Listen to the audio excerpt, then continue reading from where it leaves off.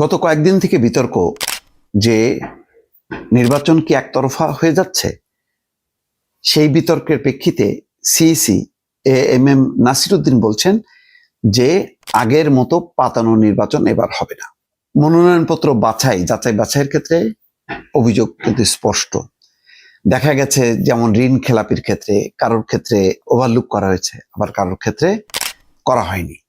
বৈষম্য তৈরি হয়েছে। বোধহয় জামাতের বেশ কিছু প্রার্থী তাদের প্রার্থিতা টিকাইতে পারেনি, একটা লেজে গোবরে হয়ে গেছে।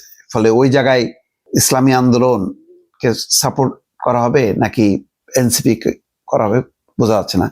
তবে আপিল করা হয়েছে, হয়তো সে নির্বাচন কমিশন মঞ্জুর করতেও পারে। কিন্তু এই যে আইনটা সবার ক্ষেত্রে সব জায়গায় যে সমানভাবে প্রযোজ্য হলো না, যার কারণে দেখবেন যে এখন জামাত যেমন এনসিপিও তেমন তারা খুব তৎপর, ইসলামী আন্দোলনও তারা মোটামুটি চেপে বসছে। সেই কারণে হয়তো নির্বাচন কমিশন আজকে বলছে যে এবার আগের মতো পাতানো নির্বাচন হবে না।